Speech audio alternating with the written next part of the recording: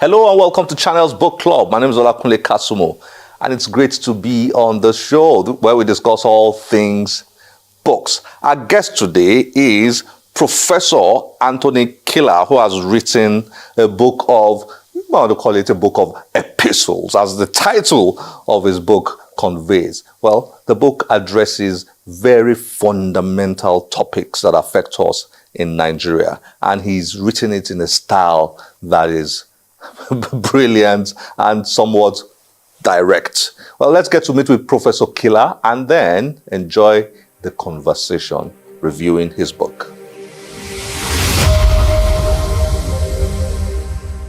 Professor Anthony Killa is an essayist, public speaker, policy analyst, and Jean Monnet Professor of Strategy and Development. Killa studied in Cambridge, London, Perugia, and Suffolk.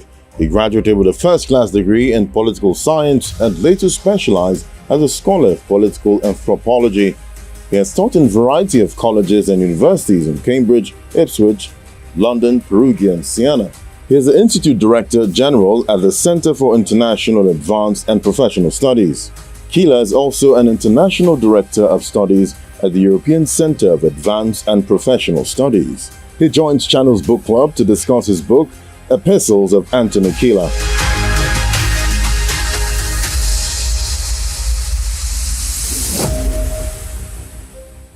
Professor Killa, nice to have you on Channel's Book Club. Delighted to be here. It's great to have you here. Yes, delighted to be here. Epistles of Anthony Killa, Reflections on Nigeria. Yes. The word epistles, of course, you think of the Bible and the epistles of Paul and all that. Well, that was the idea behind naming this particular write-up's epistles, right? Being like Paul, you mean? Like Paul. But I think it's a lovely coincidence. The idea, anyway, when you look at it, there are parallels, no doubt. The idea is to talk to stakeholders and protagonists of issues. Then it became to Nigerians in general, so that we can identify issues, reflect together, and where possible, provide solutions. Yes, but I think you're right. I do like Paul, of all the apostles. I think, yes, I'm a big fan of Paul. So there's something there, but, they are letters, so they're epistles. I like that. So epistles. Yes. For the sake of viewers, what you've done here is to start every single one with dear whoever you're writing to. Yes. Dear readers. Yes. Dear presidents. Yes. Dear Mr. President. Dear, right? Yes, indeed, yes. So that is a deliberate personal choice, because there is a tendency in this country, and generally, I think out of political correctness or something, that we do not attack issues directly. There's a tendency to not want to offend people, or people think, because I'm a teacher, a professor is abstract in general. And I decided to move away from that move. So I said, let us do something where you pick the individual or office holder and you talk directly. You have a conversation with them. And then, of course, because it's a public conversation, others then can read it and have a view. Yes. Mm-hmm. I'm curious to know, I will come down to specifics very soon, but in addressing your writings to individuals, which you did a lot here, did you ever get any feedback or reaction? A lot from the individuals. So they do, actually. Yeah, in a lot of cases I got there, because I do two things. Some of these essays were published in newspapers before then, but I do make sure individuals get it personally as well.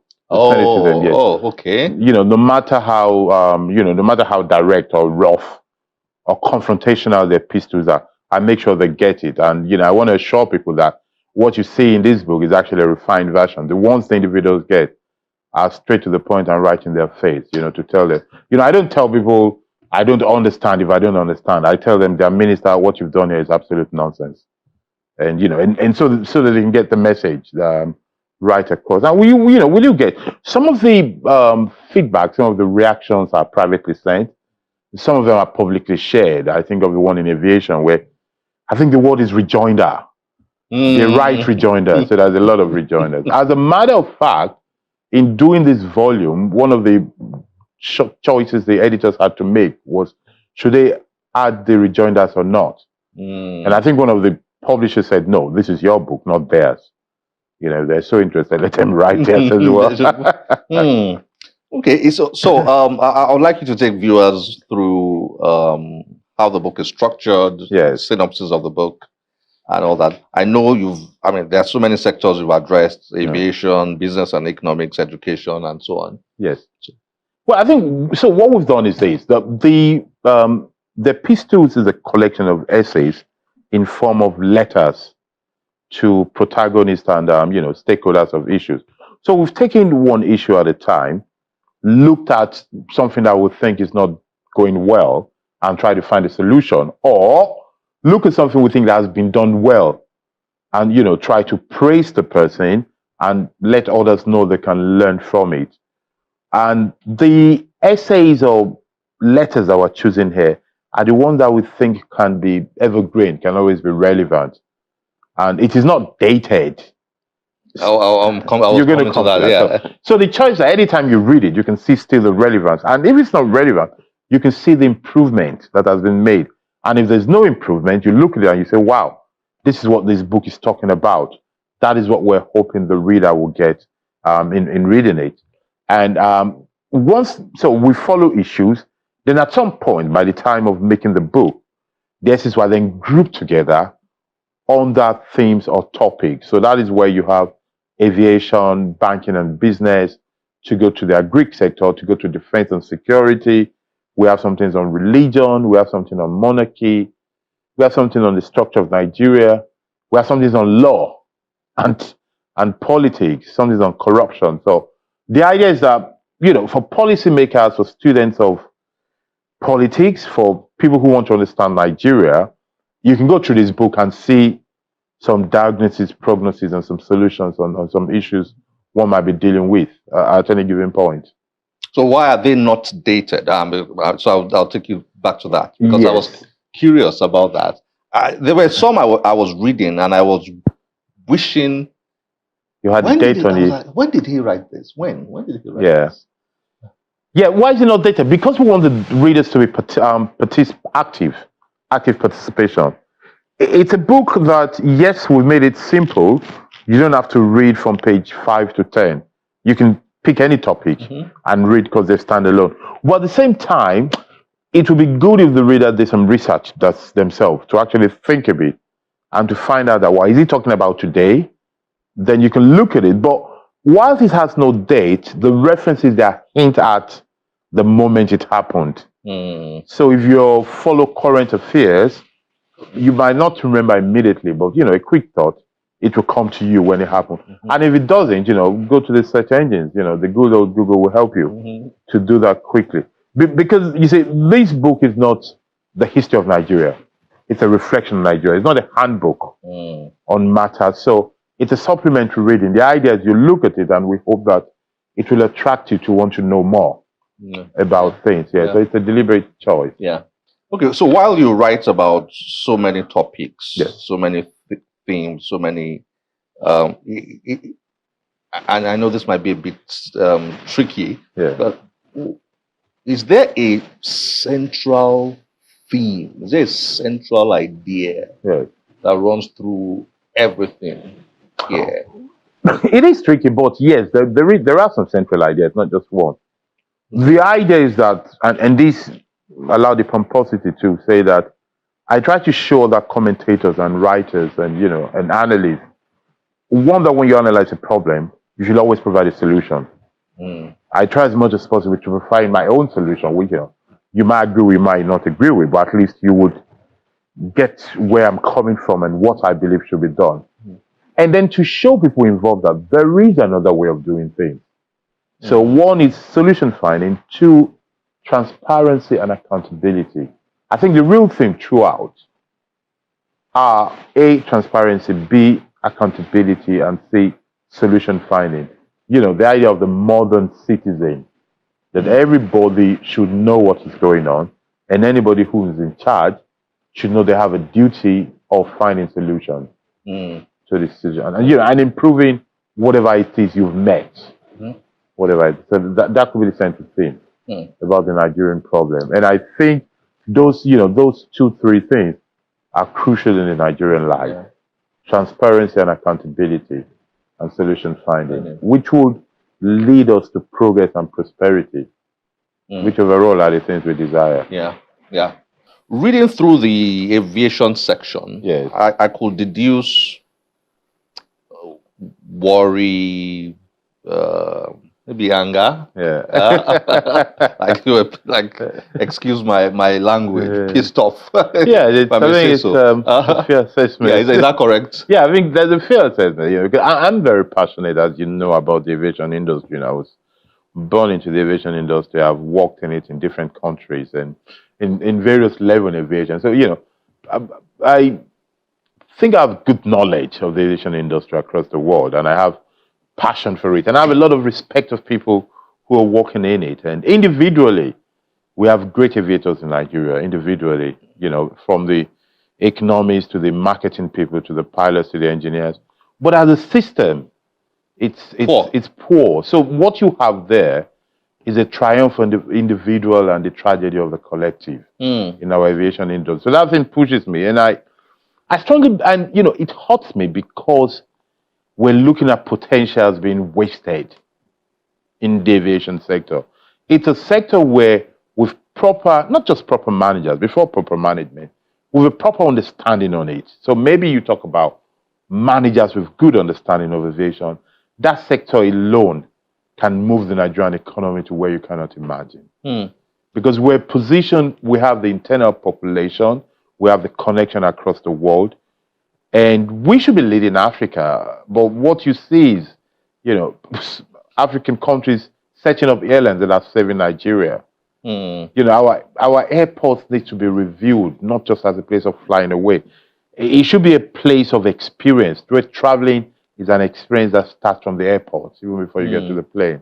You know, we should open it up. And I have, at some point, I got to a point where I was advocating, for example, for a bank of aviation. Yes, I read that here. Yes, you know, where I thought, you know, the problem for aviation is skills, is infrastructure, is law, but it's also money.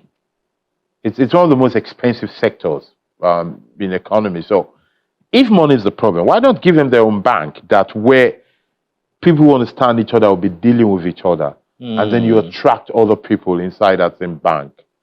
That's an interesting one. Yes, and that's the way, you know, I would like us to think aviation, to see aviation as an essential infrastructure for the country. Are there aviation banks elsewhere? No. And it's so that's a novel idea. No, sorry, there are. In some countries, yes, there are. You know, aviation. At the moment, there are aviation finance companies. Okay. But, you know, having a bank is something that we can, you know, definitely look at. And you see, this is one thing. Best practices are fine. But greatness is not about imitating other people. Yeah, it's about being creative. It's about being creative, looking at your situation and do it. There are countries who don't have it because they don't need it. Because they don't have the problem we have. But we have peculiar problems. So, you know, we need to start thinking peculiar solutions as well. The chapter on Ghana 1, Nigeria 0, I was expecting the football match, qualification for the World Cup match or something. And then I read about, I mean, your experience going to the airports in Accra and comparing that with the airports in Nigeria. Yes. And, I mean, sad, really. It's very sad. You know, it makes you feel what, you know, reasonable people should not be feeling, jealousy and envy of other people. You should be happy that people are doing well. Nigeria has that effect on me. You know, normally I'm a confident person. I look at things and in perspective. But when it comes to this patriotic thing, you see people, countries doing better than you, and you feel, gosh, they shouldn't be. I mean, we were here before Dubai. Look at, you know, the Emirates right in front of our face. You know, we're here when Ghana was struggling. We're not doing bad. All of a sudden, we're going to learn from them. You know, congratulations to them, but it just tells you that we're not, there's something, too many things we're not doing right. So, for example, look at, that thing is dated many years ago, the Ghana 1, Nigeria 0 on aviation, where we compare the airports. But guess what? So, there's been a lot of improvement in our airports now.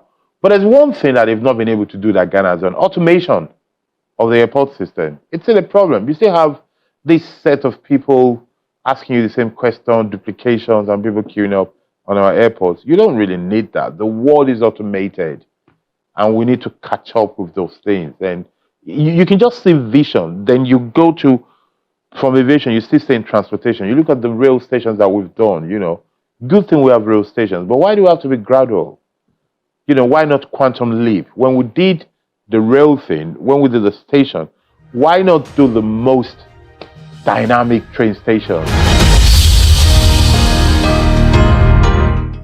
I talk of automation, and that might sound big, but it's also some basic that tells you detail.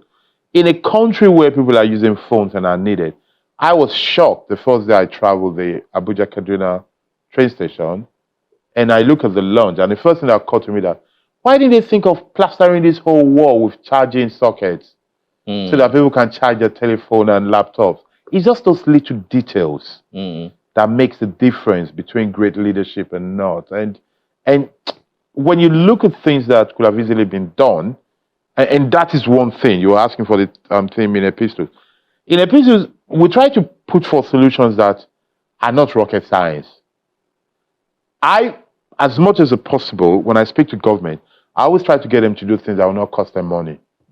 That is just sense to look at it. If you're building a train station, building an airport, why not plaster it with charging sockets? Yeah. The same thing for people who do hotels or any kind of office.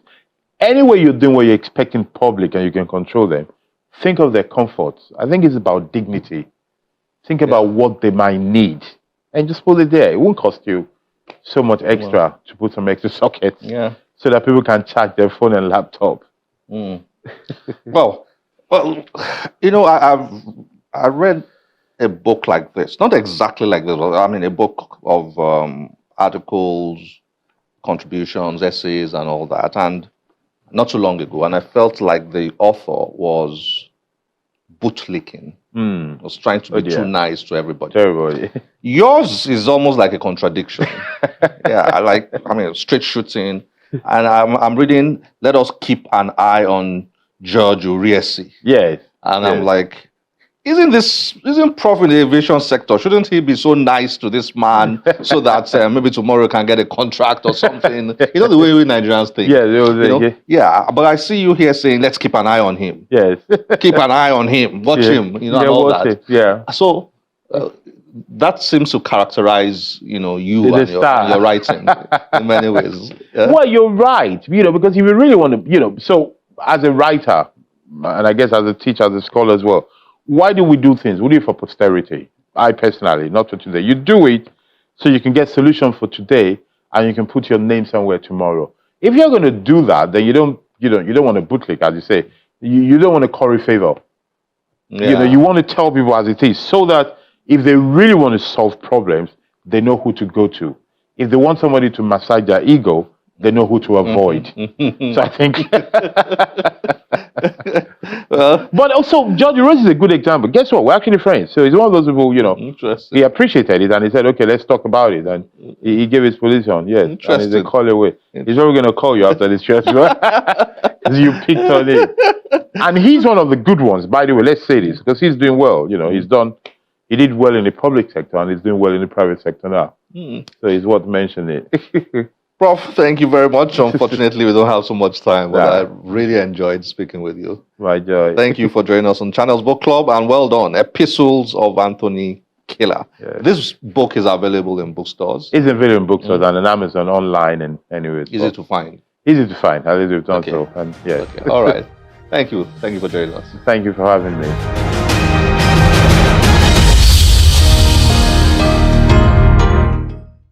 My name is Olaoluwa Olajide, and I'm the author of this book, Hallmarks of Achievers. I work as an HR practitioner in an FMCG organization. Basically, I'm here to read my book, Hallmarks of Achievers, and there's a favorite part which I think you all will be interested in, and that's the wheelbarrow mentality in this book, Hallmarks of Achievers. Basically, I'll be reading from this book. The wheelbarrow mentality is characterized by individuals who ordinarily cannot reason out issues by themselves. They rely on people to do their thinking for them and consequently push them into making far-reaching decisions. These are people who cannot make groundbreaking initiatives on their own. They lack principles guiding their actions or lives. They are indeed tossed here and there by every wind of doctrine because their brain is always tickled to function by someone before they act. Okay? People with this mentality depend on the motivation and the inspiration from people to push them into incredible success. Even when they kickstart something worthwhile, like the wheelbarrow that stops its movement as soon as the pusher stops pushing, they give up as soon as they encounter challenges or perhaps when motivation stops. It is pertinent to understand and to know that this set of people are always stagnant. Okay, a lot of people who have these challenges begging for attention might not even have time, because even at the moment, the world is filled with challenges and a lot of people have issues. So if you are depending on people for motivation, for inspiration, you might literally not find anybody. And that means that you become stagnant and remain at that point that you are. So this set of people, they rely on people to inspire them, just like the wheelbarrow that would cannot move until it is pushed. Okay, hence they might remain in that position for a long time because nobody is pushing them or advising them or motivating them to take that bold step. So as individuals in this world that we are in, we shouldn't have that wheelbarrow mentality. We should try as much as possible to be self-starters, intellectuals, men of steel, people that have attained exceptionally well in life. Do not, they didn't wait for people to motivate them to action, but rather they were self-starters. They had initiatives to begin what they need to do. A person with the wheelbarrow mentality lacks dreams. He or she lacks a mental picture of his or her desirable future. A man with a vision will be enthusiastic and excited to get his or her goals accomplished. He will never wait for someone to motivate him or jazz him to take concrete step for ultimate achievement. A wheelbarrow lacks an engine. Unlike vehicles and aircraft that can record speed, movement, and control its parts, so it cannot perform certain functions. I'm talking about the wheelbarrow now. They cannot perform certain functions. The question is, what is that engine of your life that keeps you moving and gives you that speed to attain your goals? Also, a wheelbarrow lacks spare tire in case of exigencies, which will lead me to another question. This will lead me to another question. Do you have a plan B for your goals, or do you just throw in the towel when a plan isn't working as you envisaged? Some top-rated billionaires at some point dropped out from formal education and were in serious mess. Some of them had nobody to inspire. They had nobody to motivate, to motivate them to become what they are today. They were self-starters. They were never in the business of waiting for people to push them to taking bold step for ultimate success. Dear friends, don't wait for anyone to motivate, to inspire, or to encourage you before you take that concrete step or action. This is your life, and you owe yourself greatness in life. You can read all the books, you can go for all motivational programs, but if you yourself do not believe in yourself to take that concrete step for exceptional greatness in life, you will remain where you are. And this is my advice to you. Try as much as possible to depend on God and depend on yourself to take that action for an incredible success in life. And I'm sure you can succeed. You can achieve the extraordinary. Just believe in yourself and make sure you jettison the wheelbarrow mentality. Thank you.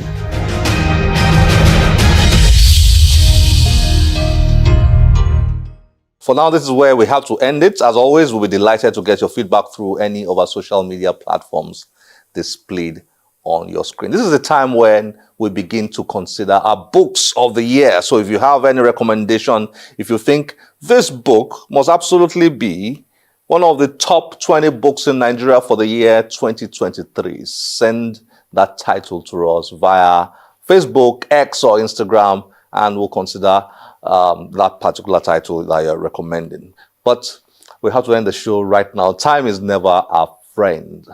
My name is Olakunle Kasumo. Remember, one great book can change your life. Bye-bye.